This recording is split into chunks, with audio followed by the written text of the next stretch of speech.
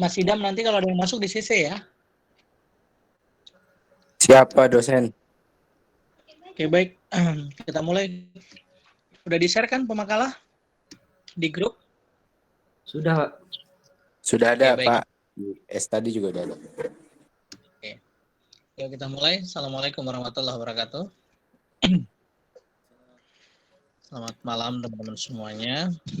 Pada malam hari ini kita mulai kembali untuk perkuliahan kita. Kuliah Akidah Akhlak ya. Untuk presentasi makalah kelompok 3 pertemuan keempat pada malam hari ini yang akan dipresentasikan tentang makhluk gaib kelompok 3 ya. Silakan nanti dipresentasikan makalahnya.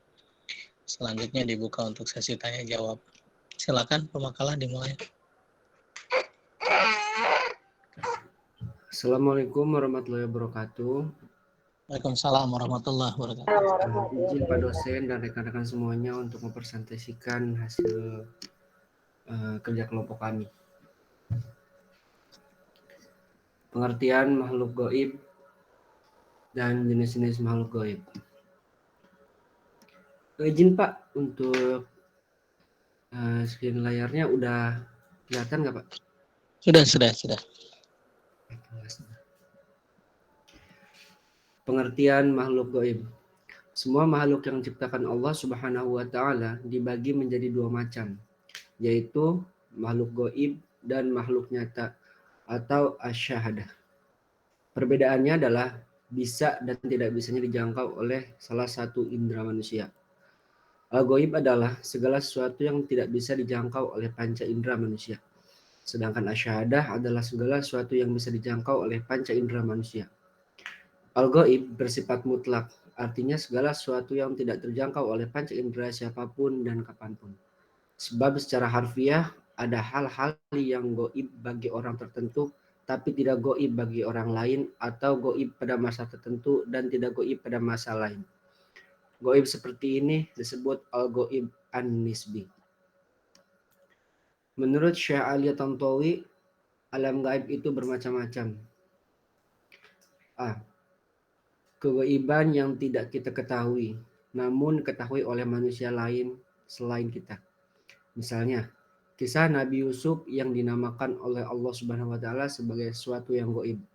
Sebab Nabi Muhammad SAW dan kaumnya tidak mengetahui kisah tersebut dengan indera mereka.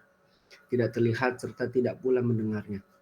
Berbeda dengan anak-anak Yakub dari Bani Israel, yaitu Yusuf dan saudara-saudaranya. Mereka mengetahuinya dan mengalaminya, karena kisah itu adalah peristiwa hidup mereka. B. Kegaiban yang tidak diketahui oleh manusia. Meskipun ada kemungkinan secara akal mereka dapat mengetahui, sekiranya Allah mengemukakan waktu penciptaan mereka. Seperti misalnya peristiwa-peristiwa yang pernah terjadi di bumi sebelum mereka dan berita-berita mengenai makhluk-makhluk yang pernah menghuninya. Meski secara real mereka tidak mengetahuinya. Juga mengenai berita-berita penciptaan atau bapak manusia, yaitu Adam, dan permulaan kehidupan manusia, itu semua hanya diketahui oleh wahyu. C. Kegaiban yang tidak mungkin dapat diketahui dengan indera. Tidak dapat ditentukan oleh akal dan tidak dapat dimengerti hakikatnya dengan imajinasi. Contohnya sifat-sifat Allah dan segala makhluknya yang digaibkan dari kita seperti para malaikat, jin, setan, keadaan hari kiamat, serta kejadian-kejadian sesudah hari kiamat yang berupa hisab, pahala, dan siksa. Jenis-jenis makhluk gaib. Jin. Kata jin, menurut Kamus Besar Bahasa Indonesia diartikan sebagai makhluk halus yang diciptakan dari api. Sedangkan menurut bahasa Arab berasal dari 3 huruf, jim, nun, dan nun, atau janana. Jika dirangkai akan mengandung makna ketersembunyian dan ketertutupan. Seperti dalam Al-Quran surat Al-An'am ayat 76 yang berarti menutup. Ketika malam telah menutupinya, dia Ibrahim alaihissalam melihat bintang. Begitu juga dengan kebun yang lebat, pepohonannya dinamai jannah. Surga dinamai dengan jannah karena hingga kini masih tersembunyi dan tertutup hingga kini. Manusia yang gila disebut majnun. Jan berarti dinding, juga bisa diartikan ular putih. Bayi yang masih dalam kandungan disebut janin. Sedangkan al-junnah adalah perisai, karena ia menutupi seseorang dari gangguan orang lain. Dalam Al-Quran ditemukan paling tidak 5 kata yang sering digunakan untuk menunjuk makhluk halus, yaitu jin, jan, jinnat. 12 kali disebut dalam Quran. Iblis dan syaitan. Al-Jauhari menyatakan bahwa jan sama dengan jin. Hanya kata jan dipakai dalam bentuk jamak, artinya menunjuk kepada sekelompok jin. Al-Quran menyebut kata jan sebanyak 7 kali. Selain itu, banyak ayat Al-Quran dan hadis Nabi SAW menginformasikan tentang ciri-ciri mereka yang antara lain: 1. Mampu melihat manusia, sedangkan kita tidak bisa melihat mereka, sesuai dalam Quran Surat Al-A'raf ayat 27. 2. Dapat hidup di muka bumi, sesuai Quran Surat Al-Baqarah ayat 36. 3. Mampu melakukan pekerjaan-pekerjaan yang berat seperti pada masa Nabi Sulaiman alaihissalam, masuk dalam surat Saba ayat 12 sampai 13. 4. Dapat mengarungi luar angkasa dan dapat hidup di luar planet bumi, sesuai dalam Quran surat Al-Jin ayat 8 sampai dengan 9. 5. Tidak semua dari mereka membangkang atau jahat. Ada juga jin yang muslim, sesuai dengan Quran surat Al-Jin ayat 13. 6. Mampu memahami bahasa manusia, sesuai dengan Quran surat Al-Jin ayat 1 sampai dengan 2. 7. Memiliki kelompok-kelompok masyarakat seperti manusia, sesuai dengan Quran surat Ar-Rahman ayat 33. 8. Mereka juga makan, minum, dan berketurunan, sesuai dengan Quran surat Ar-Rahman ayat 46 sampai 52, dan sesuai dengan Quran surat Al-Isra ayat 64.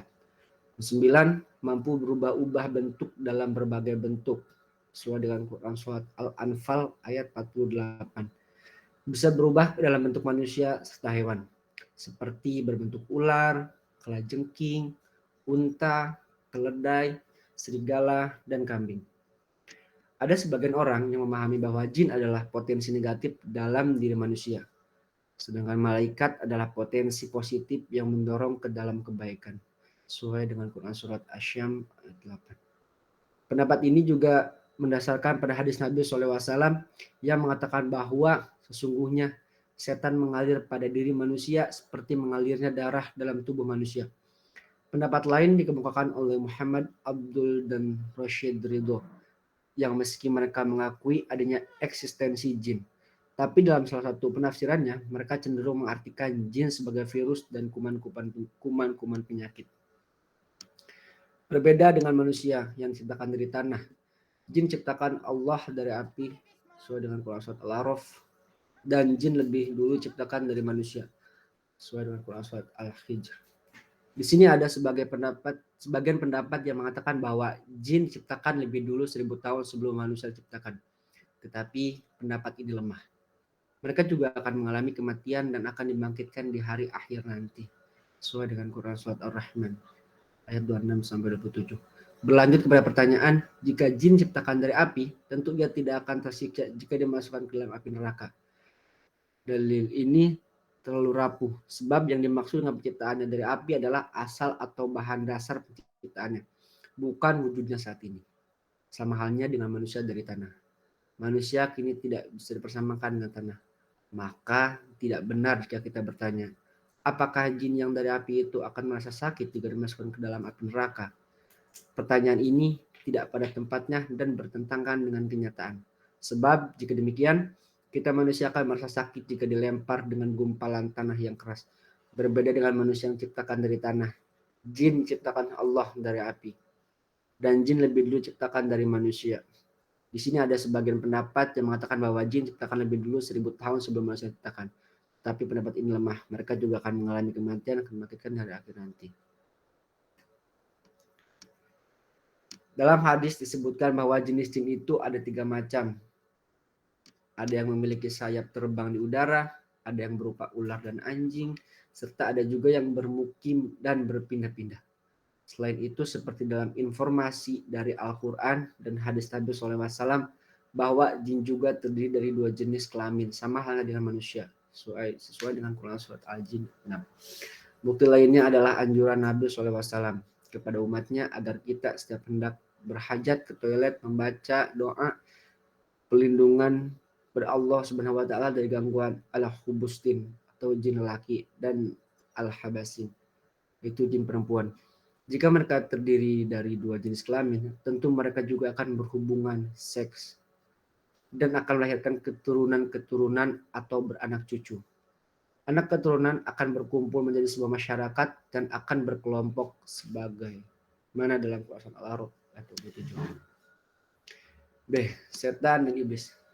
Kata setan dan iblis dalam Kamus Besar Bahasa Indonesia diartikan sama sebagai roh jahat atau makhluk yang selalu menggoda manusia supaya berlaku jahat. Ditambahkan untuk setan sebagai kata yang sering digunakan untuk menyatakan kemarahan atau menyumpas serapah.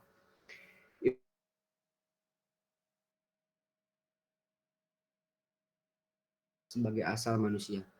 Dalam surat Al-Kahfi ayat 50 termaktub, maka Ibrahim alaihissalam sujudlah mereka kecuali iblis. Dia adalah dari golongan jin. Sedang kata iblis adalah isim ajami, maka ia termasuk mamnu min al-sarf. Ada juga yang mengatakan ia terambil dari kata ablasa yang berarti putus asa. Putus asa dari rahmat Allah hingga terjauh dari kebaikan. Nama iblis diperoleh setelah ia enggan abai bersujud kepada Adam. Lalu ia mendapat kutukan akibat kedurhakaan dan keangkuhannya, istikbar itu.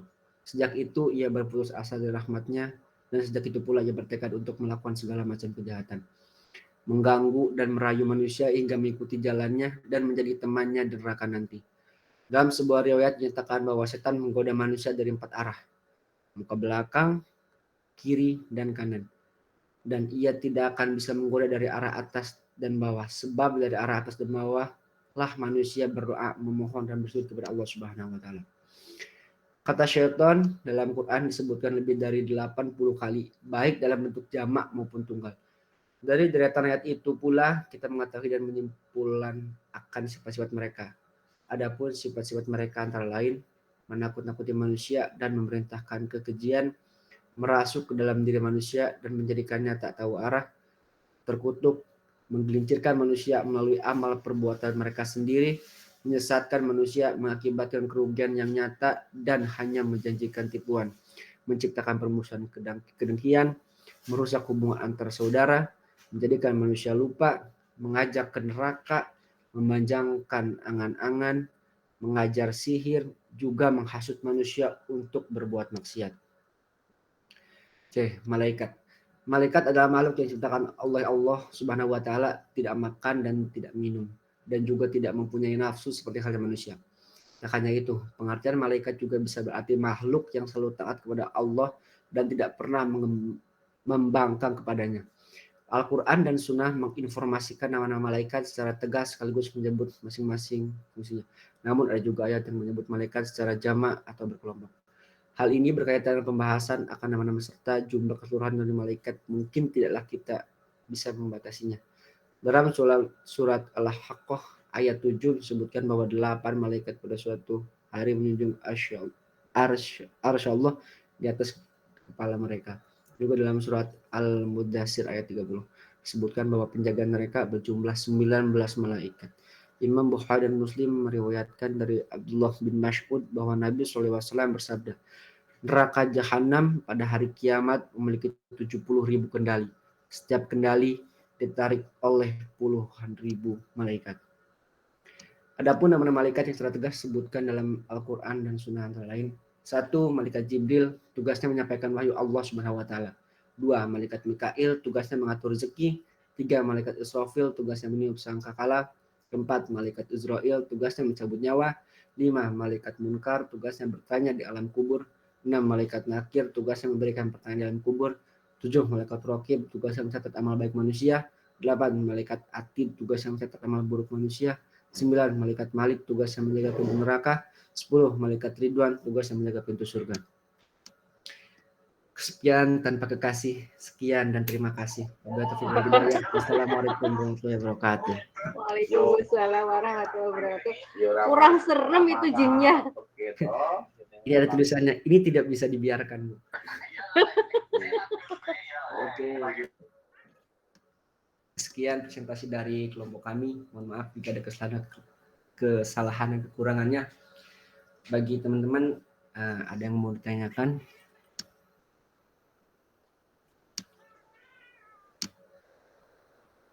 Silakan.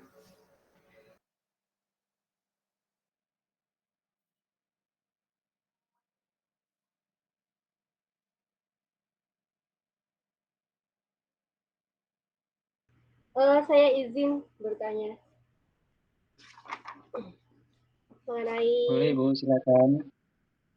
Saya Ina dari kelompok 5. Kelompok 5 ya saya ya? Lupa.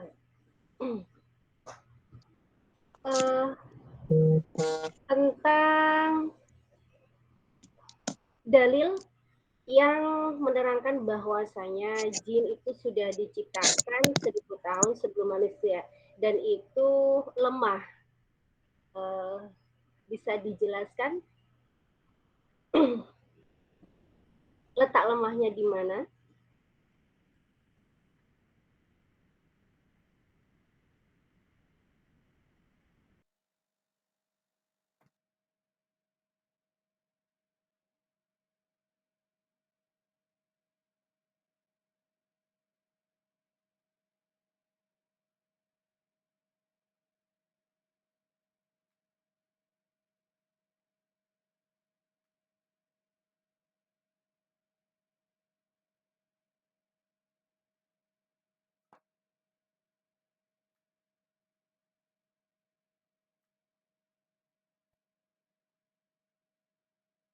Oke, maaf Ibu, tadi pertanyaannya dalil yang menyatakan kalau diciptakan kurang lebih dari 1000 tahun yang lalu ya, itu lemah ya. Kalau jujur dari saya sendiri kurang begitu ngerti di mana titik kelemahannya. Barangkali dari Bang Denny mungkin mengerti atau dari teman-teman yang lain, jika ada yang mengerti bisa untuk dibantu untuk menjawab.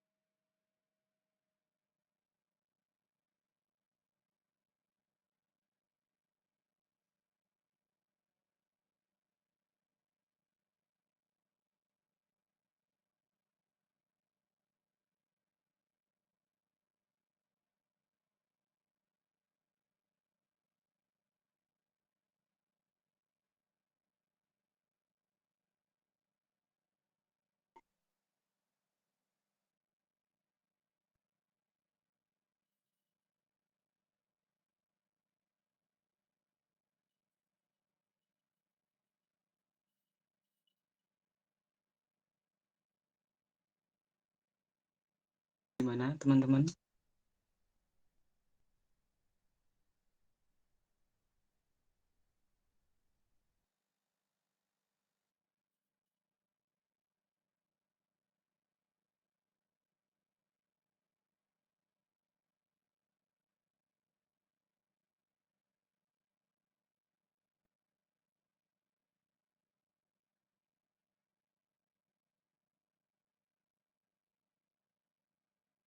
Atau mungkin bisa dilanjut ke pertanyaan yang lain mungkin.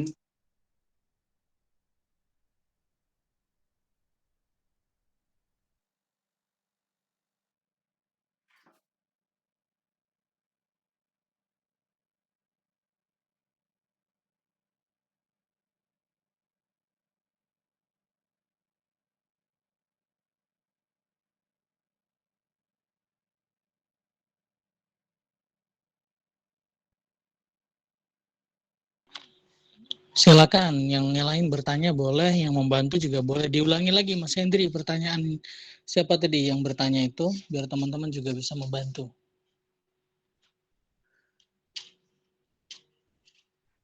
Izin mau bertanya saya. Sok Pak. Ya, mau nanya aja. Saya masih agak bingung ya. Sebenarnya setan atau iblis itu makhluk atau sebuah gelar gitu, sebutan gitu. Ini itu aja sih. Terima kasih. Oke, Pak. Jujur kalau dari saya sendiri juga sebenarnya masih agak bingung ya terkait dengan setan sama iblis itu sendiri. Cuman sejauh yang saya pahami, setan itu lebih ke karakter atau sifat dari si iblis itu sendiri gitu. Jadi sebenarnya setan ini kalau dari saya sendiri dia bukan makhluk tapi lebih ke sifat dari sifat-sifat yang mana sifat itu adalah sifat-sifat yang segala sesuatu yang buruk. Kayak misalkan tadi yang dijelaskan juga orang juga bisa dibilang setan kalau karakter orang itu sendiri perbuatannya sama seperti perbuatannya si iblis gitu. Kalau dari saya seperti itu sih Pak. Kalau dari yang lain barangkali ada tambahan juga dipersilahkan. Terima kasih Pak Henry. Sami-sami. Yang lain mungkin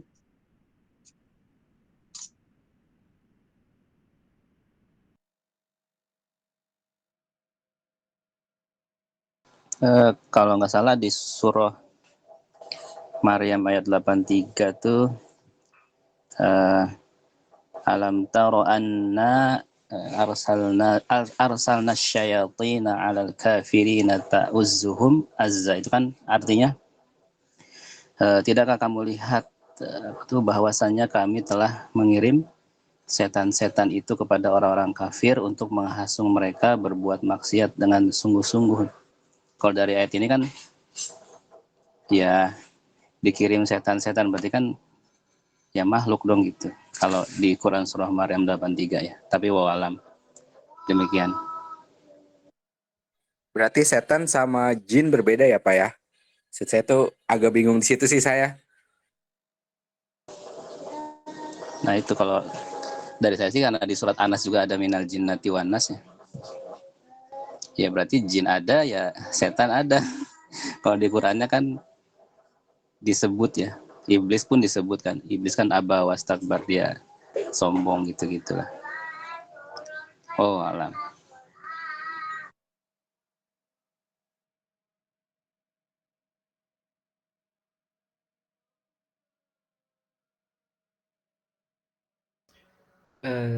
Izin jawab apa tuh? Kalau untuk jin adalah sebutan untuk makhluk yang secara umum tercipta dari api. Sedangkan iblis adalah bapak dari jin yang mendurhakai Tuhannya. Sedangkan setan itulah sifat-sifatnya. Gitu Pak Ketua.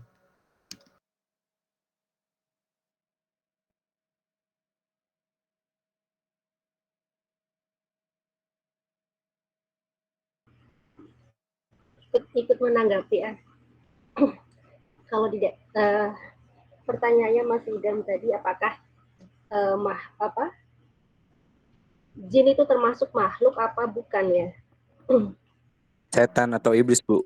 Oh, setan atau iblis gitu ya. Jadi setan atau iblis itu adalah diciptakan Allah dari golongan jin. Kalau menurut saya mereka adalah makhluk.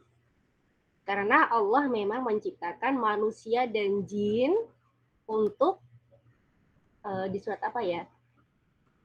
Untuk menyembah, untuk beribadah kepadanya. Berarti Allah memang sengaja menciptakan ini, menciptakan manusia dan jin. Artinya bahwa jin itu adalah sebuah apa seorang ya, dalam bentuk makhluk, menciptakan jin dan manusia untuk menyembah, untuk beribadah, melainkan agar mereka untuk melakukan ibadah kepada Allah. Jadi sepemahaman saya mereka adalah makhluk.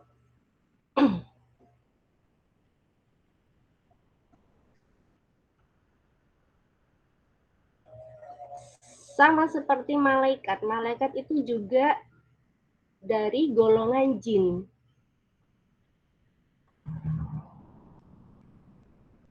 Bedanya malaikat tercipta dari cahaya, sedangkan jin tercipta dari api.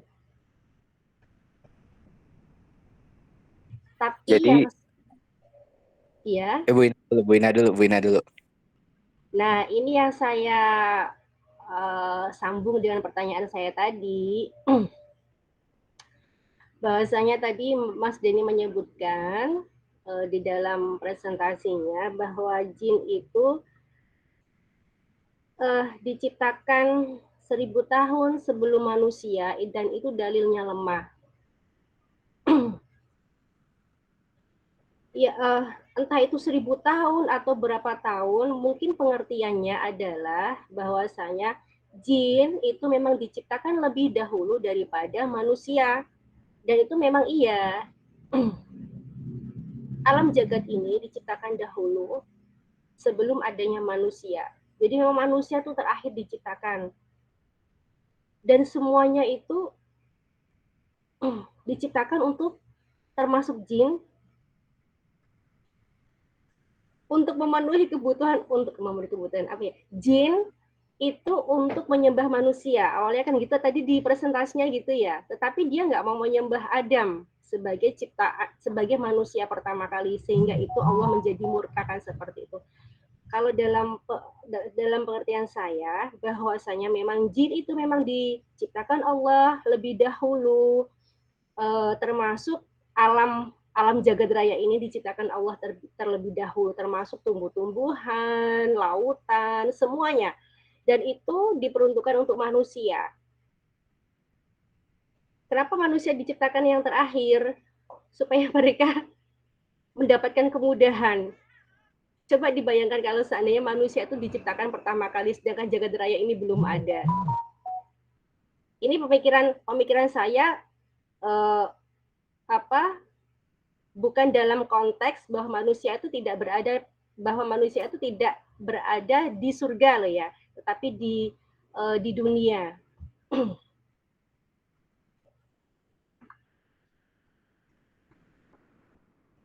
Tetapi apakah jin itu diciptakan waktunya 1000 tahun sebelum manusia itu saya juga belum tahu. Makanya saya tadi bertanya apakah memang 1000 tahun, tapi ternyata dalilnya itu juga lemah. Tapi tentang kelemahan dalil ini saya juga ingin sekali mendapatkan penjelasan dari Mas Denny. Kalau Mas Idam bagaimana?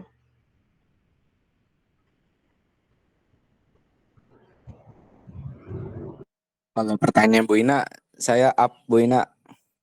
Angkat tangan Bu Ina. Oke, kalau gitu lanjut yang tadi, pertanyaannya Mas Idam tentang makhluk. Nah, saya mau nanya Bu Ina. Tadi kan kata Bu Ina itu jin itu termasuk golongan, malaikat pun termasuk golongan jin, tapi beda penciptaannya ya. Elemen dasarnya beda gitu. Nah, tadi juga kalau nggak salah jin itu setan atau iblis itu tercipta dari jin. Maksudnya itu yang saya tanggap nih gini nggak? Mungkin jin itu ada yang muslim ada yang kafir. Nah, dia saking kafirnya dia bertransformasi gitu menjadi setan dan menjadi iblis. Begitu nggak Bu Ina? Maksudnya saya minta kejelasan agak bingung. Bertransformasi. Ya, berevolusi ya. apa itu ya bentuk setelahnya itu apa? Evolusi.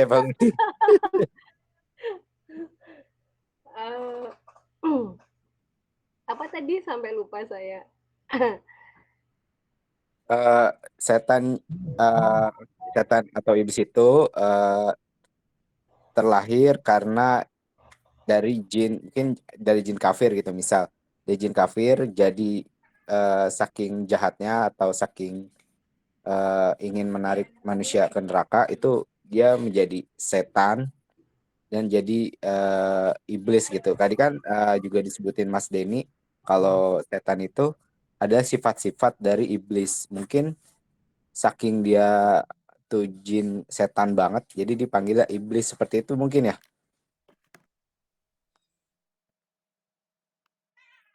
Saya pernah membaca sebuah riwayat. Saya lupa ya di kitab apa. Bahwasanya Allah itu menciptakan golongan jin dan malaikat seperti pada rukun iman. Iman yang pertama adalah iman kepada Allah, kemudian iman kepada malaikat. Dua-duanya ini kan sebenarnya hal yang gaib. Tadi disebutkan bahwa gaib itu yang pertama adalah mana tadi ya? Apa? Gaib yang pertama tidak diketahui, namun diketahui oleh manusia yang lain selain kita. Terus kemudian ada gaib apa tadi ya, Mas? Diketahui oleh manusia meskipun ada kemungkinan secara akal mereka dapat mengetahuinya. Sekiranya Allah, mana tadi ya? Yang dikemukakan tadi. Kegaiban yang tidak mungkin dapat diketahui dengan indera, tidak dapat ditentukan oleh akal, dan tidak dapat dimengerti hakikatnya dengan imajinasi. Sifat-sifat Allah dan segala makhluknya, seperti malaikat, jin, setan. Allah sendiri ini juga kan gaib. Kalau secara secara akal kita berpikir, kita kan pengennya bentuk yang konkret. Bentuk konkretnya kan nggak ada. Malaikat juga kita nggak tahu bentuk konkretnya. Setan juga nggak tahu kita bentuk konkretnya seperti apa. Kalau menurut saya, sesuatu yang tidak konkret bentuknya, itu kan gaib. Kemudian ada gaib yang sekarang kita nggak tahu, kemudian akan menjadi sebuah kenyataan. Gitu ya Mas Denny ya tadi ya. Di slide nomor berapa ya tadi ya? Mas Denny nyebutin tadi.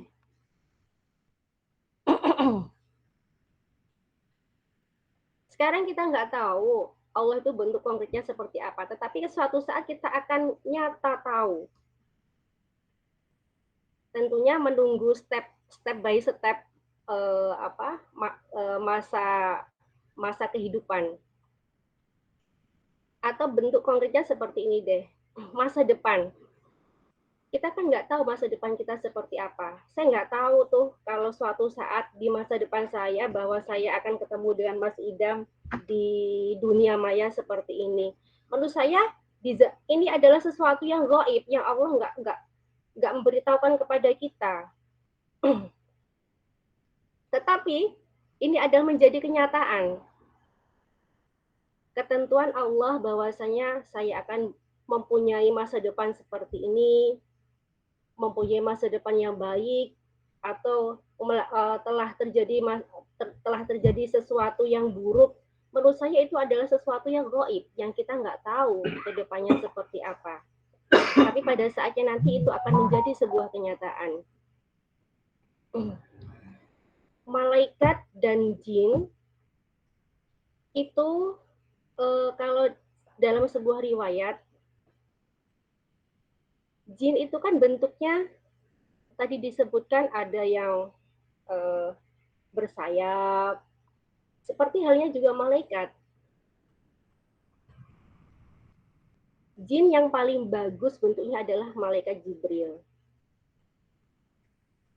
Dahulu kala dalam sebuah riwayat, jin dan para malaikat ini taat kepada Allah kan seperti itu. Dan jin yang paling taat adalah si iblis itu, kalau saya lupa ya kitabnya, adalah si iblis itu. Sebelum diciptakannya sesosok yang menyerupai boneka dari tanah. Mereka adalah makhluk yang taat. Namun ketika Allah menciptakan sebuah benda dari tanah itu, kemudian malaikat kan mempertanyakan, ini siapa, untuk apa, kan seperti itu. Allah menjawab bahwa ini adalah manusia yang aku ciptakan dari tanah dan akan menghuni bumi nantinya.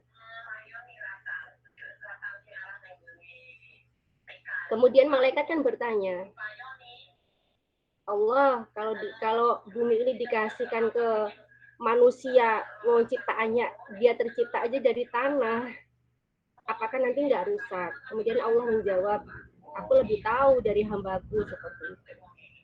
Kemudian Allah mengutus malaikatnya untuk sujud kepada ciptaannya tadi. Mereka mau. Tapi kepada ciptaan yang lain, yaitu iblis tadi, jin tadi, dia nggak mau. Artinya memang jin dan malaikat ini diciptakan lebih dulu daripada manusia. Dan bentuk mereka juga bermacam-macam.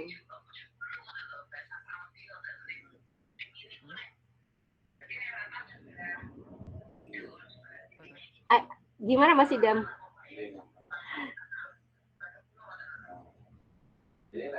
Ya, malah makin bingung Bu Ina.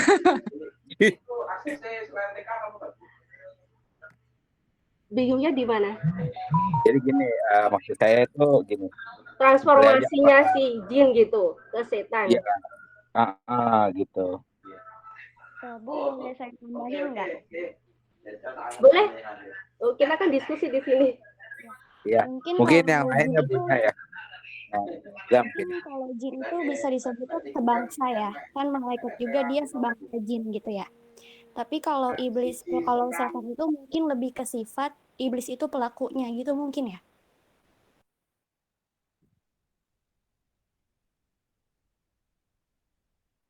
Gimana Mas Idam? Nah, iya maksud saya seperti itu, Mbak Edza. Ya, jadi kalau jin itu sebangsa seperti malaikat kan juga dia sebangsa jin. Kalau kalau setan itu mungkin sifatnya dan iblis itu mungkin pelakunya gitu sih kalau menurut saya.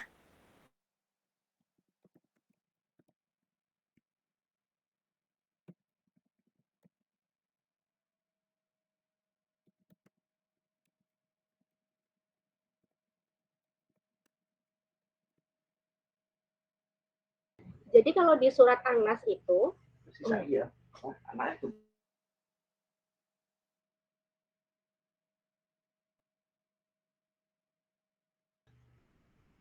Jadi kalau di dalam surat An-Nas itu kan dikatakan bahwa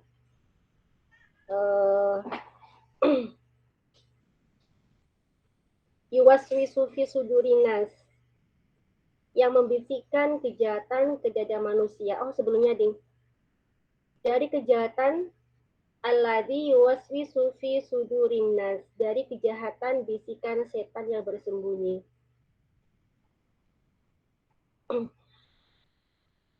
Artinya memang kalau menurut saya setan itu memang ciptaan Allah dari jenis jin.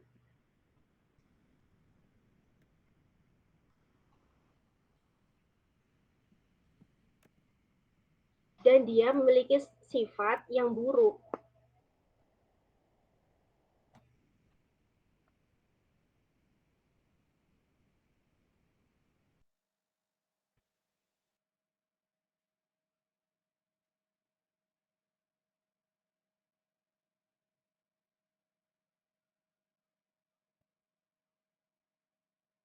Ada bisa menambahkan?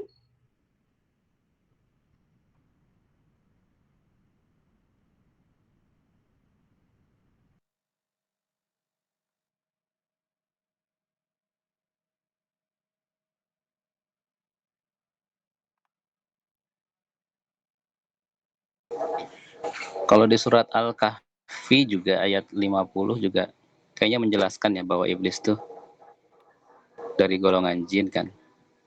Apa teh wa idz qulna lil malaikatis judu li adam fasajadu illa iblis kana minal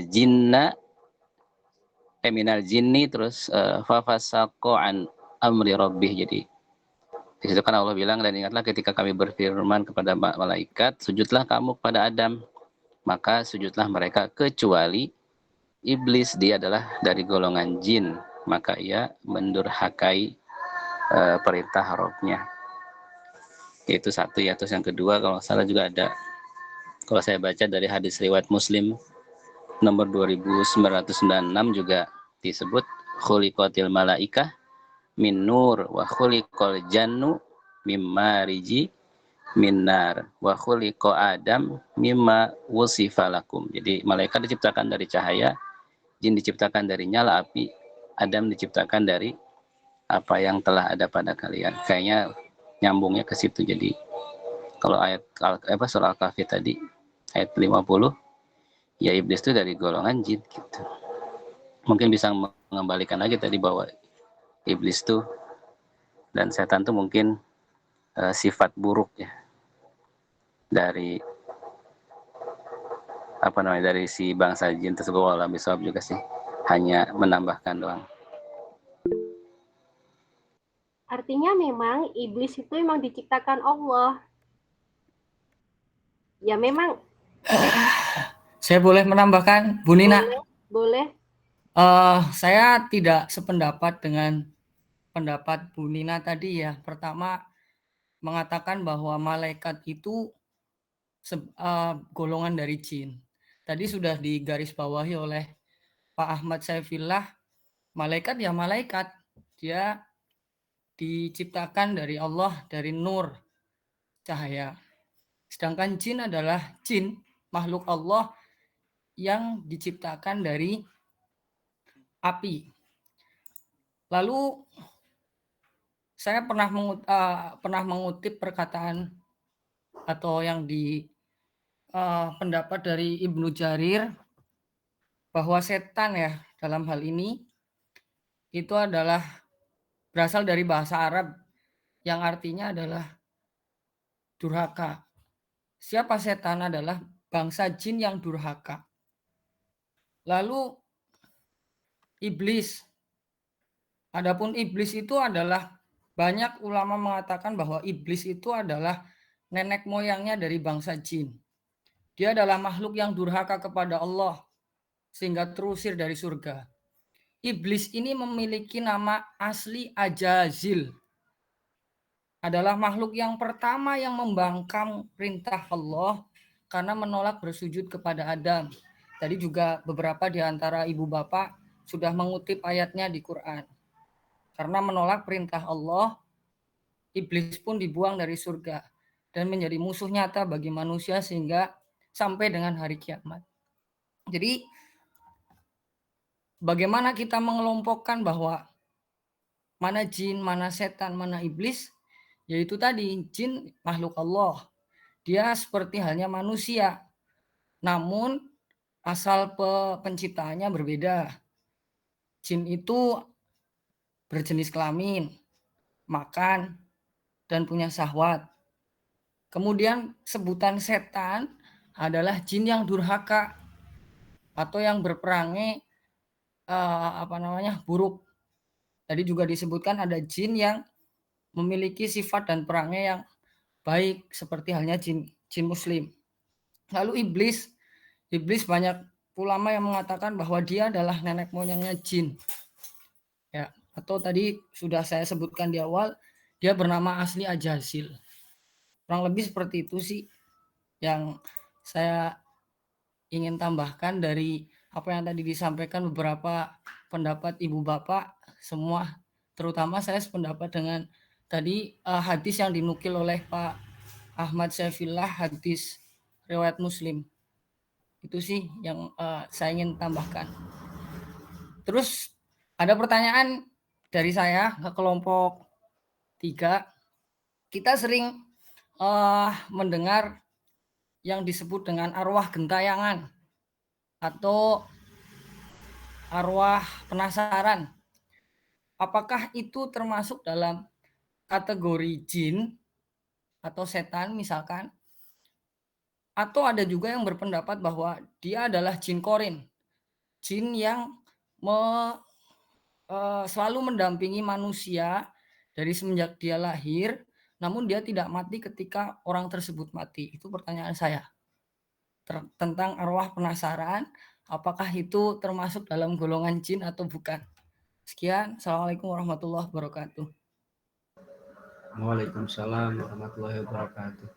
Baik, untuk pertanyaan Pak Septian, saya tampung dulu ya Pak. Baik Pak.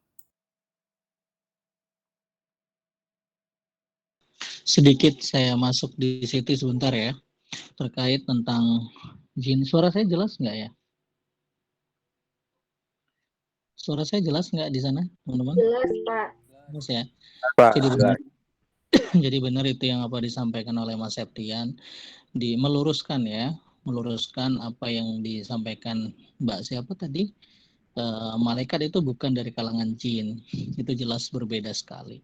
Sebenarnya banyak apa namanya pada surat-surat lain juga yang menyebutkan manusia, jin, manusia dan iblis gitu ya. Kemudian setan. Tapi lebih jelas sih sebenarnya di surat Al-Kahfi itu udah sangat jelas sekali ya. Jadi yang sujudlah kamu kepada Adam, maka sujudlah mereka kecuali iblis. Dia adalah dari golongan jin. Jadi sebutan iblis itu bagian dari golongan jin. Kemudian setan juga. Setan itu sifat ya, sifat yang tidak baik. Maka kemudian manusia juga memiliki sifat setan. Ya. Jadi hal-hal yang tidak baik yang ada di diri kita, ya termasuk jin itu yang dia membangkang.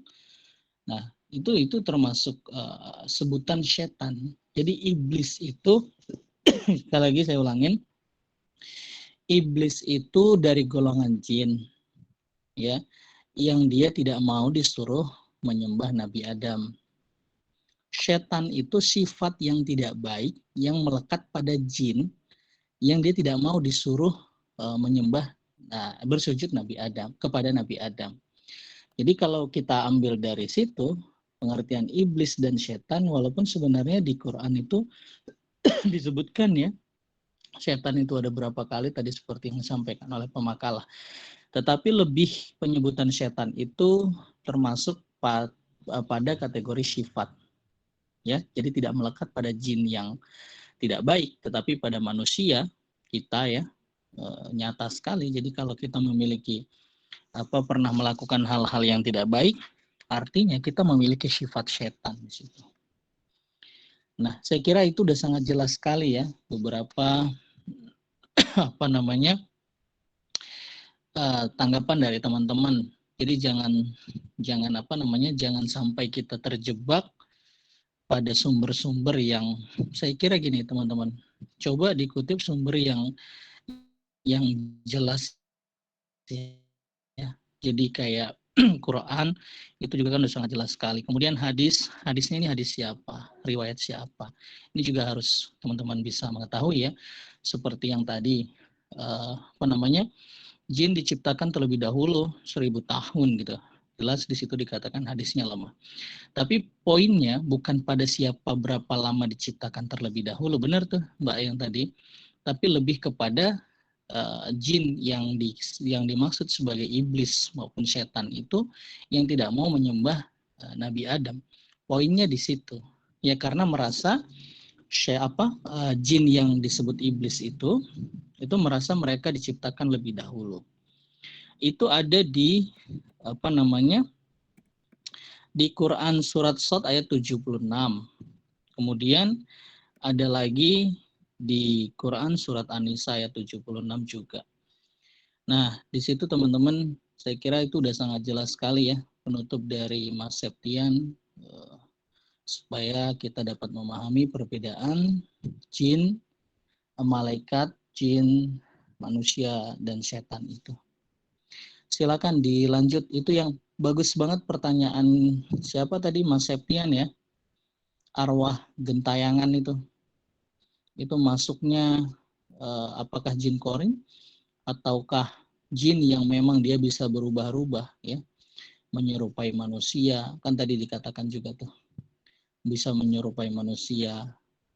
Nah itu masuknya kategori yang mana tuh, karena ini banyak banget di kalangan masyarakat kita. Misal nih ya, ini kadang-kadang kita juga harus berhati-hati jangan sampai kita mempercayain hal-hal yang demikian sehingga bisa diragukan keimanan kita kepada Allah. ya, cenderung juga kita bisa jadi kesyirik. Misal nih ya, banyak banget di kalangan masyarakat kita di daerah-daerah tertentu mungkin ya, atau di tempat-tempat tertentu, kalau lewat tikungan itu klaksonnya 1 kali gitu. Karena di situ sering kecelakaan. Di situ banyak hantu, banyak setannya. Kan familiar kan setan ya. Kalau di kalangan masyarakat itu kan menyebut hantu itu setan gitu ya. Situ angker, kayak gitu kan. Padahal sebenarnya ya jin itu kan sudah bersaksi sampai hari kiamat nanti dia akan menggoda manusia. Yang dimaksud jin, iblis dan setan itu ya, dia akan menggoda manusia dan mereka bisa berubah-ubah jadi siapa saja. Bisa berubah jadi Mas Septian juga. Atau bisa berubah jadi Mbak Nina juga. Nah, kalau berubah jadi Mbak Nina lumayan kan, orang nggak takut sama iblis. Lah kalau misalkan berubahnya jadi yang lain kan heboh juga kita. Silakan Pak Makalah atau teman-teman yang lain ditanggapin itu pertanyaan dari Mas Septian. Bagus banget itu. Itu realita yang masih banyak di masyarakat kita. Silakan ya.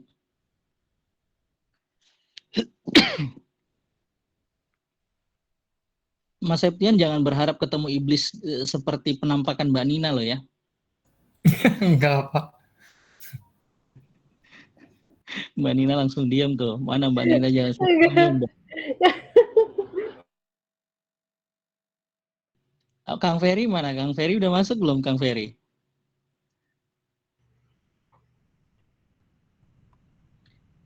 Silakan yuk yang lain yuk biar teman-teman yang lain juga ada nilai keaktifannya. Saya menilai keaktifan loh ya. Sembari teman-teman berdiskusi itu saya tidak begitu suka dengan penilaian tugas, memberi tugas gitu saya tidak begitu suka, tapi lebih kepada melihat siapa teman-teman yang aktif dalam perkuliahan. Jadi itu bisa saya jadikan nilai plus untuk penilaian akhirnya. Gitu ya teman-teman ya, makanya ayo beranikan aja, nggak apa-apa, jangan takut salah. Kan ada Mas Ubaidillah, kemudian Mbak Tazika, Kang Rozi, Mbak Novita, atau Mas Septian mau berharap ketemu iblis seperti ketemu berubah seperti Mbak Tazika, boleh juga nanti request aja ke Mbak Tazika. Ya benar. Ya, silakan. Nanti Mas Deninya bingung. Jalan aja ya Mas Septian ya. Saya tertarik itu tadi perkataan Bu Nina ya. Dunia maya termasuk al-ghaib. dalam masa goib, depan. Jadi masa depan. Poinnya bener. adalah di masa depan. Maksud alam goib yang dimaksud itu bukan dunia maya loh ya. Artinya gini nih, bukan, ya memang itu dunia yang nggak nyata gitu loh ya. Tapi dalam dunia maya nggak nyata, justru sebaliknya loh sebenarnya teman-teman. Ini sedikit keluar dari ranah itu ya, supaya kita jangan keliru. Saya pribadi menganggap dunia nyata itu adalah dunia maya itu adalah dunia yang senyata-nyatanya. Kenapa? Ini dalam konteks kekinian ya. Dunia maya yang sekarang itu nyata banget. Orang banyak tidak mampu berbicara hebat, atau tidak mampu menyampaikan argumen, atau tidak mampu menyampaikan pesan terhadap orang lain. Tetapi melalui dunia nyata, ya, semua itu bisa tersampaikan. Dan semua itu bisa terbuka siapa diri dia sedetail-detailnya. Jadi artinya, dunia maya yang hari ini Mas Septian, itu dunia yang paling nyata. Jadi betul, kalau Pak. ada keluhan sedikit, posting. Ada kenapa sedikit, posting. Ada kenapa. Artinya kan yang kita nggak tahu sebelum ada dunia maya itu ya, sebelum ada media elektronik itu ya, digital itu, kan nggak muncul kan. Mas Septian udah makan malam belum ya? Kan nggak tahu dong. Tetapi karena Mas Septian sekarang udah pakai WA, dia muncul nih. Aduh gimana nih, mau keluar hujan, nggak bisa makan dong malam ini. Nah tuh. Jadi sebenarnya itu dunia yang paling nyata. Kembali lagi ke pertanyaan. Ke pertanyaan Mas Septian, yuk silakan.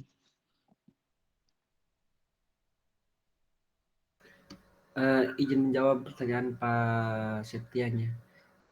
Kalau ini sesuai pengetahuan saya aja ya Pak Septian ya. Boleh Mas Denis, kita diskusi. Siap. Kosmotawan saya, kalau sosok Roh Gentayangan itu adalah orang yang sudah wafat, dan itu semua adalah perbuatan jin yang menyerupai manusia atau menyerupai sosok tersebut. Tujuannya itu untuk mengganggu manusia dan mungkin untuk menyesatkan manusia juga. Mungkin itu sih Pak Septian yang saya tahu, mungkin ada tambahan dari yang lain mungkin.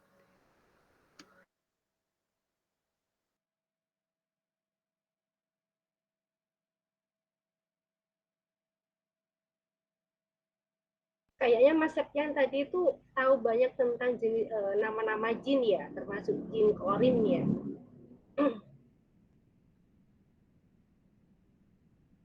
Enggak juga, Bu. Baru mau nanya saya. Lah, menyebutkan nama-nama jin. Kalau nama-nama malaikat saya tahu Mas Korin. Mas Septian. Mas Korin. Namanya berubah ya.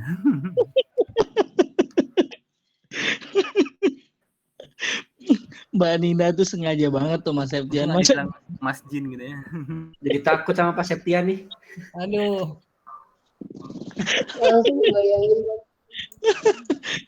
Aduh ini lucu Mbak Nina. Ini masa jangan gitu dong Mbak Nina. Mas Septian itu kan bukan golongan jin. Tamalan Jumat Pak ya. Nah itu dia tuh. Mas Septian sih nanyanya begitu tuh kan. Diserang balik tuh sama emak-emak tuh. Hati-hati Bu Nina, malam Jumat. Bu Nina ketawa dulu, dia sengaja nggak dibuka mic-nya. Nggak apa-apa teman-teman, kuliah ini nggak usah terlalu tegang-tegang ya. Kalau mau ketawa aja, nggak masalah. Yang lagi serius ya serius. Ayo silakan, ada yang mau nambahin nggak tuh? Mungkin nambah sedikit boleh. Ya silakan yuk. Mungkin tentang arwah dulu. Tentunya yang dimaksud di sini adalah arwah orang yang sudah meninggal ya. Jadi bukan cerita tentang arwah orang yang masih hidup mungkin ya. Tentunya arwah yang sudah meninggal ini kan sudah jelas dalam Al-Quran dikatakan ada tempat-tempatnya. Jadi istilahnya kita berpegang dengan apa yang sudah disampaikan dalam Al-Quran. Misalnya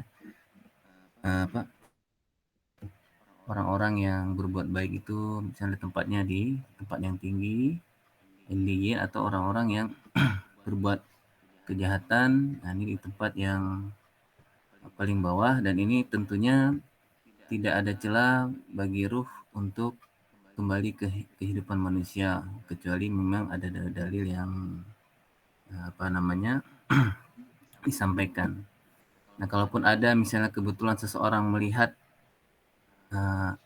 ibunya yang sudah meninggal ataupun abangnya atau adiknya, ini tentunya kalau dia meyakini itu adalah ruhnya ibunya atau ruh abangnya atau saudaranya, tentunya ini keyakinan yang keliru.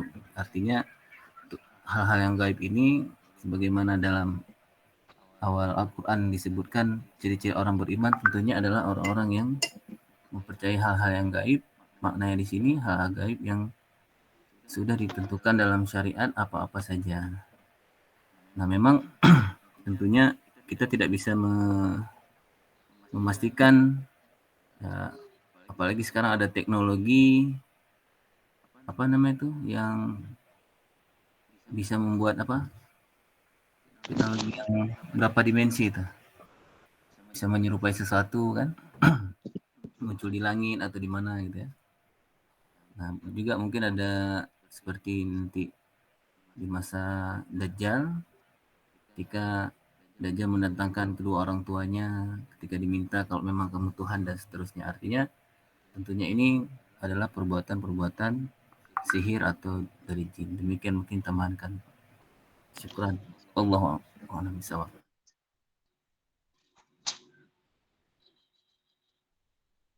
Boleh ikut izin diskusi Pak dosen. Yuk, silakan. Oh, satu kelompok nih. Satu kelompok. Kebetulan, Pak. Iya, Pak. Kalau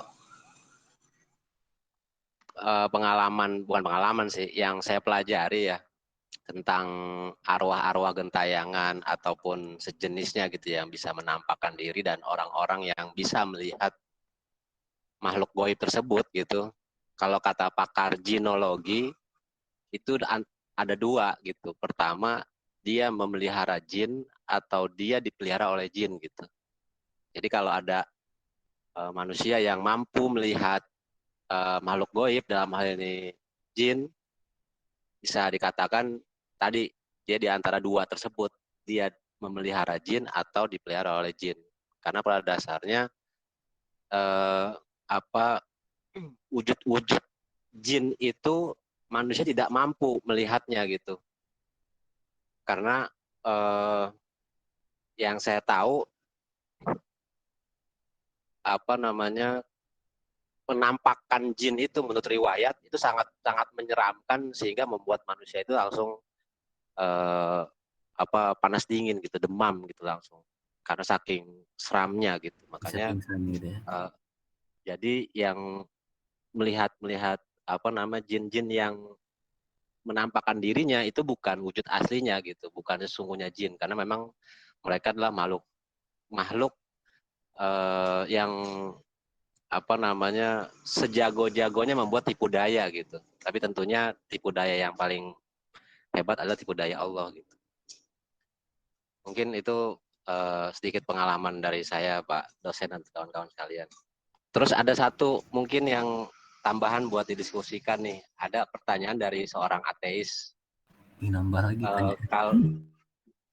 kalau tapi bukan saya orang ateis ya.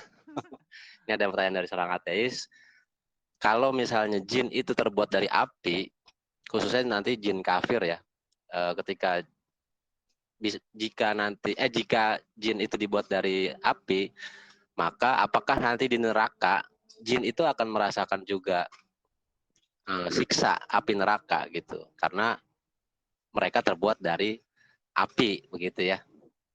Mungkin itu tambahan buat diskusi. Terima kasih.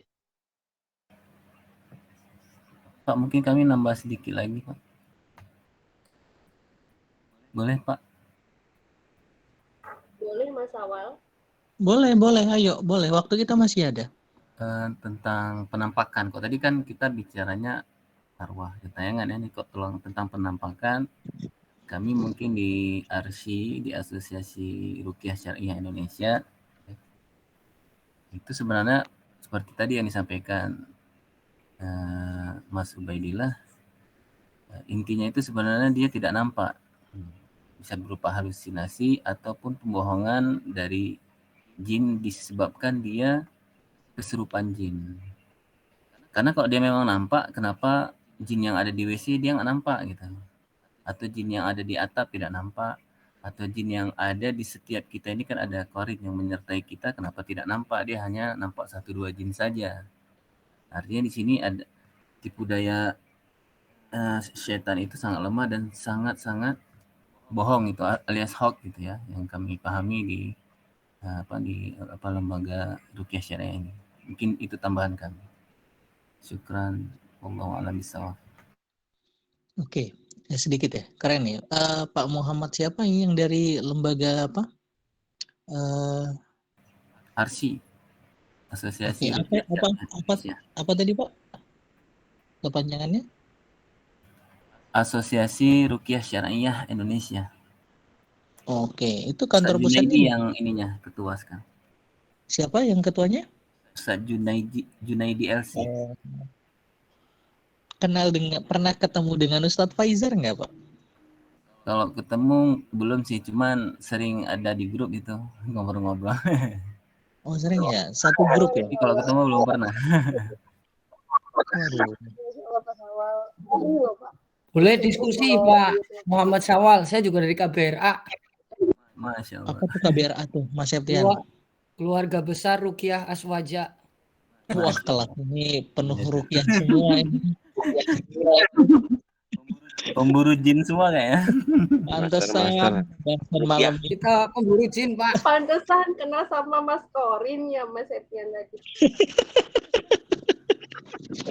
Mantap. Pantesan kok malam Gara-gara ini. saya ngomong jinologi keluar semua pakarnya nih. Saya mau nanya dong, Mas Septian. Waduh, jangan berat-berat Mas Idam. Enggak, Saya junior. mau nanya hal-hal ini aja nih, yang terjadi di sekitar saya aja. Oh, itu bisa dijawab pas awal, Mas. Saya Jujur jauh aja nih. sih. Jadi ada ya, kalau kita nih di rumah, saya betul orang Betawi ya. Itu tuh kadang gini, ada orang sakit dikit aja gitu. Sakit dikit, lama-lama dia ngedrop itu, saya nggak tahu sampai komplikasi gitu. Mereka dibilangnya tuh kena guna-guna gitu. Nah, secara kadang-kadang gini, mereka berobat ke medis gitu. Saya nggak tahu ya hasil medisnya dia kayak gimana. Ketika pulang dari rumah sakit gitu, bilang nggak ada apa-apa. Nah, mau tanya, itu kalau ngecek orang kena guna-guna gitu gimana ya? Apa benar dia kena guna-guna atau emang cuman ya ngomong doang gitu? Mohon maaf, makasih. Oh, saya persilahkan Pak Sawal untuk menjawab, Mas. Masya Allah, luar biasa. Jadi kan masalah apa namanya penyakit ya, kita sudah paham kalau di kitabnya Ibnu Qayyim tentang Tibbun Nabawi itu kan ada 2 jenis penyakit. Ada yang batiniah, ada yang jasadiah. Jadi ketika ada orang sakit, maka kita kan kembali kepada Rasulullah, apa yang Rasulullah lakukan ya. Baik itu sakitnya batiniah ya, gangguan jin ataupun sihir ataupun yang medis sekalipun, insya Allah bisa ditangani dengan Al-Quran, karena Al-Quran salah satu sifatnya itu asyifa, yaitu penawar dari segala penyakit. Namun untuk memastikan bahwa penyakit si fulan misalnya ya, itu medis atau non medis, maka tentunya kalau dalam dunia ruqyah syariah itu kan dia tidak langsung bisa divonis, wah ini kesurupan, oh ini kena apa namanya tadi Pak Idam, apa namanya Guna-guna. diguna-guna gitu ya, atau dikasih apa namanya sihir yang lain. Tentunya ini banyak analisa, banyak diagnosa juga. Jadi ketika kita meruqyah pasien, sebelum kita ruqyah ini kita lakukan diagnosa tentang bagaimana apa sakitnya, rasanya di mana, dan kemudian kita tanya apakah sudah berobat medis.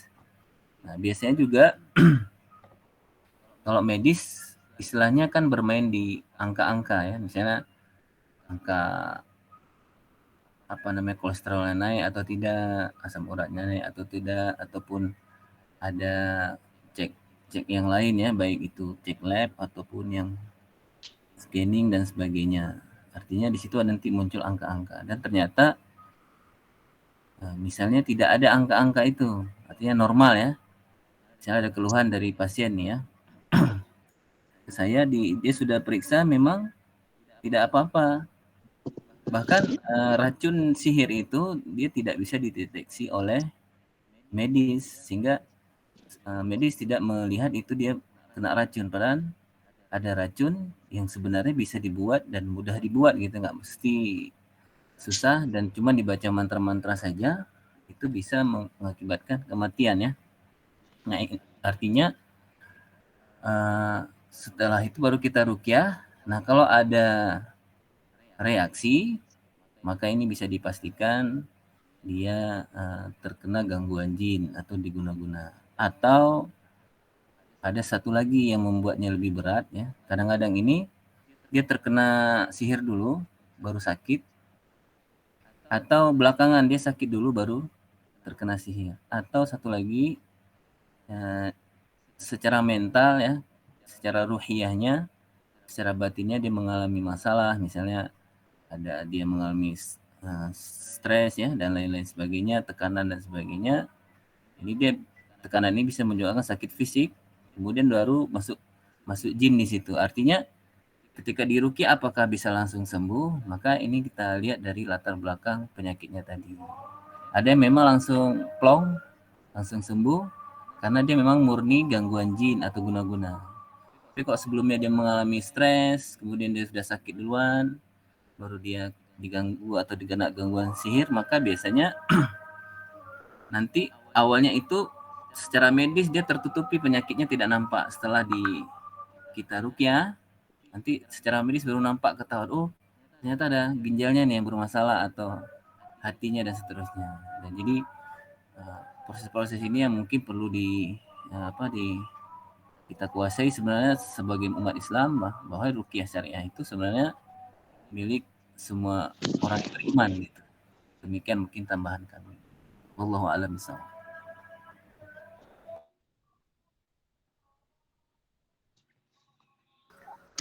Sekalian ada yang mau saya tanyakan, Pak Muhammad Syawal. Pikir ada yang mau diruqyah. Nggak sekalian nih Pak Muhammad Syawal, ada yang mau saya tanyakan nih. Kan mudah-mudahan bisa jawab. Kita kan misal kita punya teman bisa disebut beda alam gitu ya Pak, dan dia nemenin kita dari kecil sampai sekarang, apakah itu berbahaya atau enggak Pak? Oh, IndiHome ya. Punya teman beda alam, maksudnya dari alam jin gitu ya. Bisa disebut Pak. Artinya pertanyaannya apa, diperbolehkan atau gimana? Bahaya atau enggaknya gitu Pak, musyrik atau bahaya enggak gitu. Ya. Berteman berarti dalam konteks saling membantu atau sekedar berteman atau saling lihat-lihatan atau gimana? Ya kayak sering komunikasi, jadi teman ngobrol, teman curhat, terus teman bermain dari kecil sampai sampai besar ya. Baik, kalau kita lihat di surat Al-Jin ya, dari salah satu penyimpangan yang dilakukan oleh bangsa jin dan juga oleh manusia adalah ketika sebagian dari manusia meminta pertolongan atau perlindungan ataupun menjadikan teman itu dari bangsa sebagian golongan jin, dan sebenarnya tidak ada menambah sesuatu pun kecuali kerugian. Jadi bahaya itu termasuk kerugian ya. Jadi kalau kami sarankan karena di Al-Quran sudah menyampaikan hal itu ya, di Al-Quran sudah menyampaikan hal itu, maka sebaiknya kalau bahasa kami itu diputuskan hubungan. Kalau dulu ada namanya, kalau kami ada yang memang gangguan itu berupa jin nasab ya. Jin itu sudah mungkin buat perjanjian dengan orang tua kita dari dahulu, dari nenek moyang, sehingga jin itu turun ke kita, misalnya dari kakek kah, atau kan dari ibu atau dari nenek, itu turun ke kita baik kita minta ataupun enggak. Jadi menemani kita, dan biasanya nanti alasan mereka, kalau dulu kan ada perang dengan Belanda misalnya, atau perang dengan suku-suku lain itu jadi mereka itu membentengi kita. Nah, jadi dari sinilah, dari ayat ini jelas bahwasanya kita tidak diperbolehkan mengambil teman ataupun meminta perlindungan atau minta tolong apapun bentuknya kepada bangsa jin, karena tidak menambah apapun kecuali kerugian. Surah Al-Jin ayat berapa ya? Mungkin ada yang tahu? Sebentar. Tapi gini Pak Muhammad Syawal, kita tuh kayak nggak pernah minta pertolongan, tapi dia tuh sering ngasih pertolongan tanpa kita minta. Misal, kita mau ngelakuin apa-apa, terus dia tuh kayak ngasih tahu gitu, jangan, itu nggak baik gitu. Itulah pembelaan beberapa pasien yang kita coba ruqyah sehingga jinnya nggak mau keluar. Dan itu alhamdulillah sih Pak. Dan itu pengalaman saya Pak. Itulah maksudnya ada beberapa yang kami ruqyah terus jinnya nggak mau keluar karena mereka yang kami ruqyah ini menganggap nggak apa-apa gitu. kami nggak pernah minta tolong. Dari bahasa nggak minta tolong itu apa bahasanya, apa istilahnya tuh kok di sini, sukarela menerima kehadiran mereka di kita, itu sudah termasuk kita membantu dia. Artinya ada mutualisme, jadi seolah-olah kita yang diuntungkan, tapi sebenarnya dia diuntungkan juga.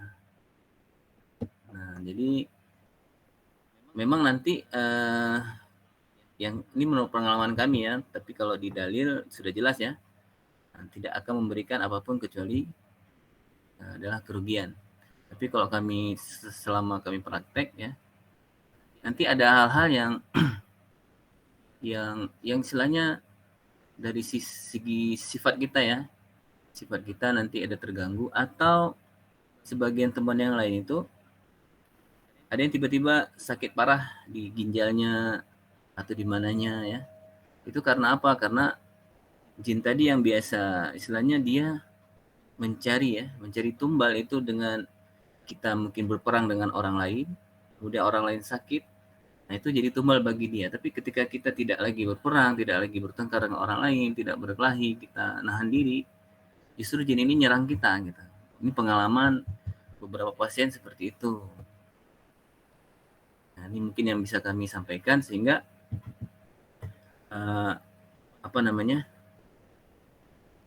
yang memberatkan kita tidak bisa menyembuhkan orang-orang yang ada jin asapnya seperti itu ya, atau ada jin yang sudah nempel dianggap sudah teman setia.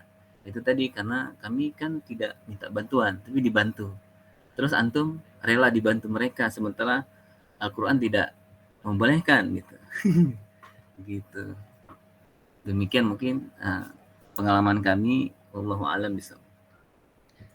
Tadi kan Mas Ubaidillah kan bilang gini ya, ada yang sebagian itu dari kita tuh bisa melihat jin. Itu katanya tadi Mas Ubaid, kalau dia, karena sebenarnya manusia itu kan tidak bisa ya melihat jin, sudah beda alam. Nah, kalau dia bisa melihat jin, berarti dia tuh memelihara jin, atau yang satunya tadi apa Mas? Dipelihara jin katanya gitu ya. Dipelihara jin gitu. Nah, saya tanya nih, yang anak-anak indigo itu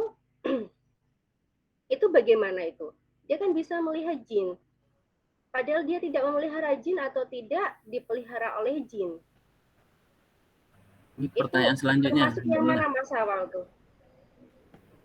Kalau dia bisa melihat jin, coba tanya di WC bisa lihat jin nggak dia? Di tempat sampah bisa nggak? Di atap rumah bisa lihat nggak? Atau bisa lihat nggak jin yang ada jin karin yang ada di setiap manusia? Tentu mereka hanya menjawab jinnya nampak di situ satu, di sana satu, tapi bukan yang sesuai dengan yang diinformasikan dengan dalam hadis atau dalam Quran. Artinya penampakannya itu hoax, bohong gitu. Dia bisa mengaku nampak. Contoh dulu ada namanya siapa? Yang orang Jepang ya, siapa namanya? Yang mengetahui hal gaib dan bisa melihat jin. Nah, ternyata dia uangnya diambil asistennya, dia nggak tahu hilang sekian ratus juta. Gitu. Jadi sebenarnya Kiyoshi ya, kalau nggak salah Kiyoshi atau Kiyoshi siapa ya? sih itu Ya, yang orang Roy Kiyoshi. Gitu-gitulah. Nah, artinya nggak apa namanya, nggak beneran gitu, karena kan kita juga nggak konkret dia bisa lihat atau nggak, buktinya apa gitu kan nggak ada juga. Nah, gitu istilahnya. Ada yang ngaku misalnya waktu kami ruqyah, kami jinnya sebesar laut, kakinya aja sebesar pulau gitu kan. Apa kamu nggak takut sama saya gitu? Ya kita juga nggak lihat, gimana bisa takut kan gitu. Betul. Jadi kita cuma baca ayat Quran, udah selesai keluar gitu kan. Itu dia. Mungkin kita nggak bisa melihat ya, tapi bisa merasakan. Sebenarnya dia nggak. Kalau merasakan itulah yang disebut tadi dengan was-was. Seperti kita jalan sendiri di tempat gelap, kita kan was-was nih, kayak ada yang ngikutin. Itu karena pikiran kita. Padahal diikuti di tempat terang pun kita diikuti sama korin. Gitu. Saya ingin nambahin ya terkait was-was. Afwan, ini anak Oh, salat dulu nih Isya. tadi saya Izin sebentar. menambahkan pertanyaan Mas Denny yang sudah disampaikan oleh Muhammad Syawal terkait kadang-kadang ada yang tahu-tahu membantu gitu. Tadi betul apa yang disampaikan oleh Pak Muhammad Syawal. Biasanya kebanyakan kasus adalah karena jin nasab. Biasanya orang tua kita dulu yang melakukan perjanjian kemudian turun. Tapi pernah banyak pengalaman para peruqyah itu atau roki itu kasus-kasus kayak gitu juga karena kasus jin suka. Ada jin yang suka sama kita gitu. Biasanya para pasiennya itu karena mereka sering melakukan perbuatan-perbuatan kotor atau buruk yang terus didawamkan. Misalnya melakukan sebuah amalan-amalan tetapi tidak memiliki sanad yang muttasil, yang tidak sampai Rasulullah amalan itu. Ajarannya tidak sampai Rasulullah atau yang dibuat-buat. Biasanya amalan-amalan yang sanadnya tidak muttasil itu walaupun bunyinya dzikir itu kadang-kadang menyebabkan jin itu jin itu suka, tapi tidak semuanya seperti itu. Tetapi kebanyakan tadi yang disampaikan oleh Pak Muhammad Syawal kasus-kasusnya adalah kasus-kasus jin nasab. Kemudian tadi ada menambahkan masalah was-was ya. Saya ingin menukil sebuah perkataan dari Sayyidina Umar yang diriwayatkan dalam kitab Nashahibul Ibad karya Ibnu Hajar Al-Asqalani.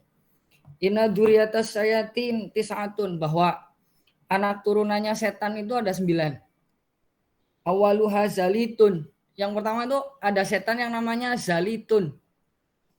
Zalitun itu setan yang tugasnya adalah menggoda penghuni pasar. Biasanya orang-orang yang ada di pasar itu lebih suka berbohong gitu. Modalnya cukup bilang nggak cukup gitu. Biasanya itu karena pengaruh setan yang namanya zalitun. Ada 2, yang kedua adalah watsin. Ada setan yang namanya watsin. Setan watsin itu setan yang sukanya tuh ganggu bayi. Itu kata Sayyidina Umar ya, bukan kata saya. Yang ketiga adalah A'wan. Itu setan yang suka nggoda pemimpin. Korupsi lah, apalah. Itu namanya setan A'wan. Yang keempat adalah Hafaf. Nama setan namanya Hafaf. Dia setan yang suka mendorong kita itu melakukan minum minuman keras. Kemudian yang kelima namanya Murrah. Setan ini nama setan, jadi setan yang suka mendorong kita itu bermain musik sehingga lupa ibadah. Maka sebagian ulama sampai mengharamkan yang namanya musik. Gitu. Kemudian ada namanya setan Lakus. Itu mempengaruhi manusia agar menyembah api. Ada lagi yang namanya setan Masud yang suka nyebarin hoak. Nah, itu kerjaannya setan Masud. Nah, kebanyakan di antara kita itu terpengaruh oleh yang namanya setan Dasim. Itu setan yang ada di setiap rumah yang tugasnya itu senangnya membuat rumah tangga itu cekcok gitu, mengganggu rumah tangga manusia. Kemudian yang ke-9 itu walhan. Setan yang sering ganggu was-was ketika kita wudhu. Misalkan udah wudhu khusyuk, tahu-tahu buang angin. Atau mengganggu kita walaupun dalam keadaan sholat. Merasa tidak khusyuk dan yang lain-lainnya. Itu kata Sayyidina Umar. Diriwayatkan di dalam kitab Nashahibul Ibad karya Lah yang apa setan yang satunya tadi yang disebut jin korin? Ada korin sebagai penambahan itu adalah yang mana? Itu masuk ke yang mana itu Mas Septian? Ada sebuah riwayat mengatakan jin korin adalah jin pendamping. Biasanya itu wallahu alam bishawab ya. Disebabkan karena suami istri yang ketika melakukan berhubungan badan tidak ingat kepada Allah pada permulaannya, sehingga setan ikut terlibat di dalamnya. Ada riwayat yang mengatakan demikian, terbentuknya jin korin. Kiranya itu. Tapi masalah seperti ini banyak hilafiah. Ya. Itu sih yang bisa saya tambahkan sesuai dengan riwayat-riwayat yang saya pahami. Sekian, Assalamualaikum warahmatullahi wabarakatuh. Waalaikumsalam warahmatullahi. Oke, teman-teman, saya potong ya. Mbak Tazika mau ngomong? Boleh? Boleh sebentar ya Pak. Diizin untuk melanjutkan pertanyaan dari Pak Denny. Gimana Pak Septian kalau misalnya ada seorang anak yang dia itu katanya dari leluhurnya itu memberikan penjagaan. Misal anak itu jadinya tuh dijaga oleh makhluk, mungkin jin ya, makhluk seorang kakek yang untuk menjaga dia gitu. Itu gimana tuh? Apakah benar? Sedangkan seorang anak itu tidak pernah melihat sosok seorang kakek ini. Dia juga tidak pernah diganggu karena tugas dari leluhurnya seorang kakek ini hanya untuk menjaga anak ini gitu. Itu gimana tuh Pak dengan kasus ini gitu?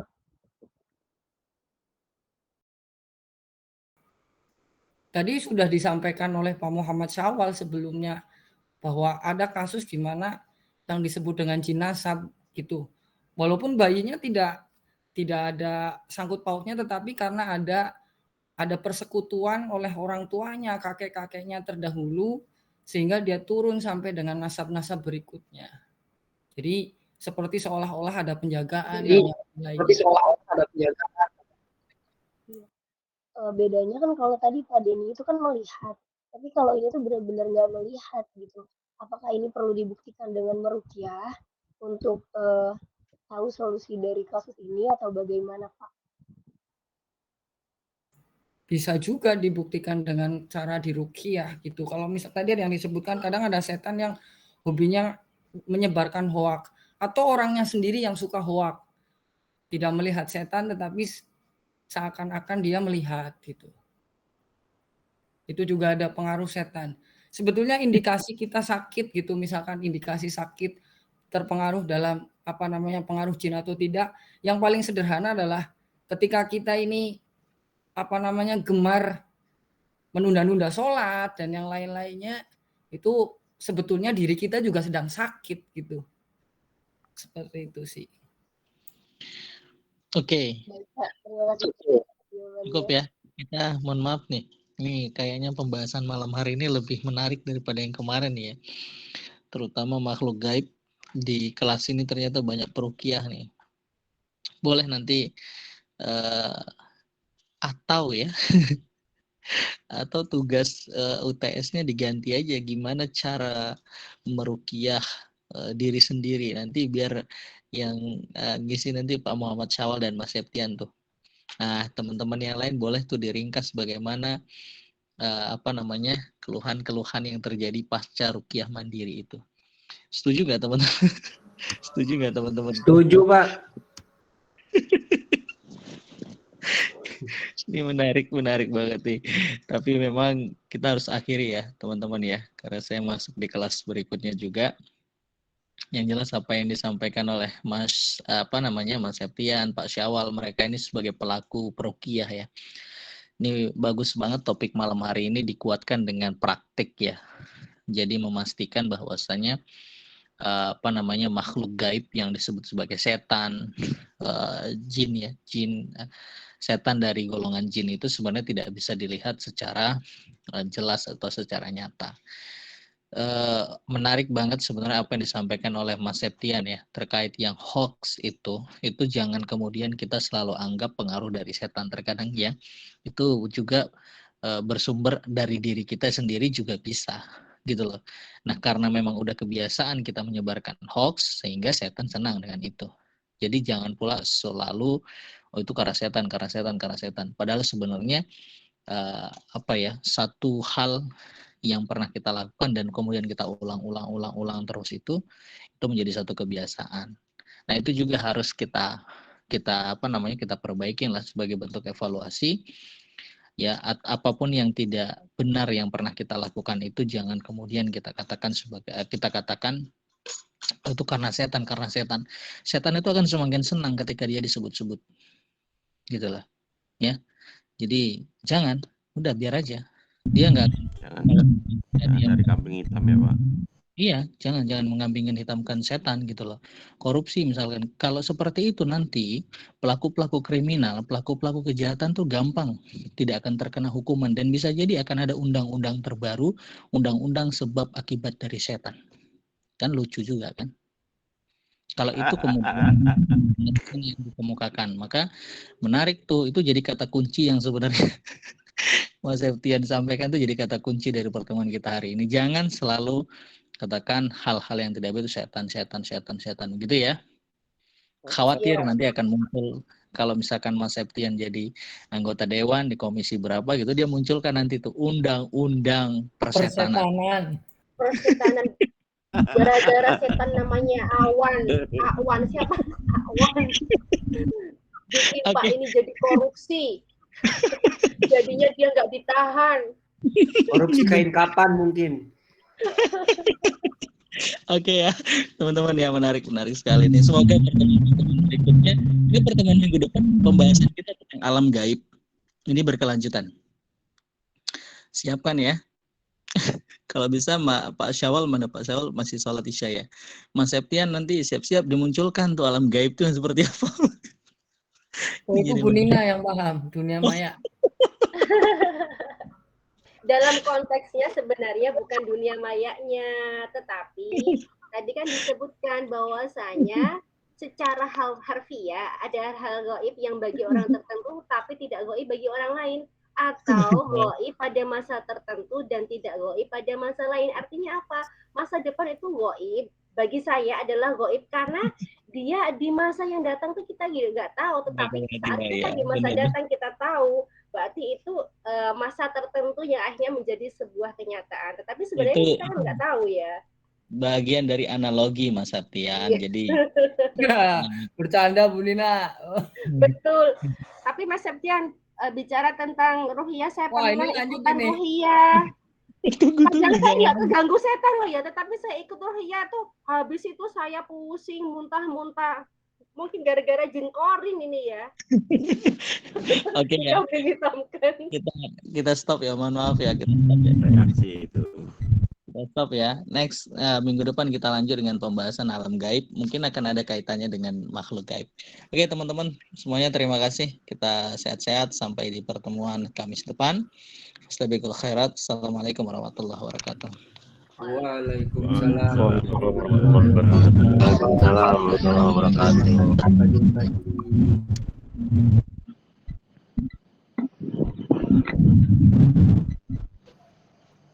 Maka tuh lanjut dulu. Assalamualaikum. Ya saya sendiri Pak, ya saya sendiri. Ya bapak-bapak, ibu-ibu. Jam kedua kayaknya belum balas dosennya. Saya coba share di grup dulu ya. Linknya jangan pada keluar.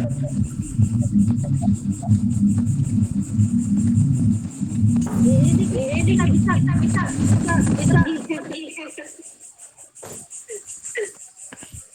Jam kedua tadi sudah buka itu sudah baru materi.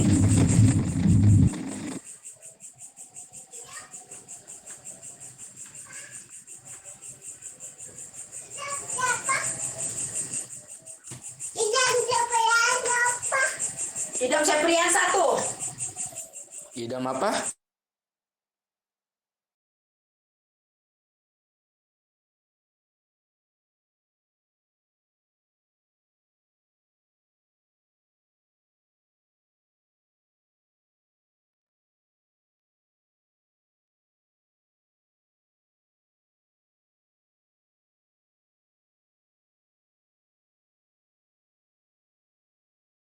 Lanjut, ini berarti Pak Idam.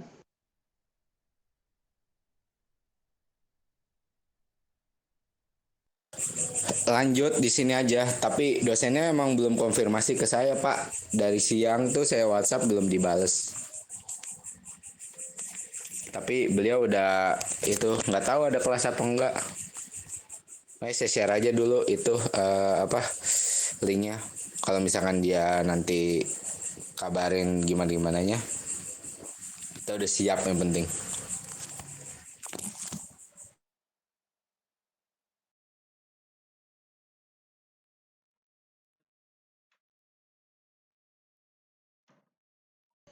Mas Septian, lanjut kita diskusi terkait dengan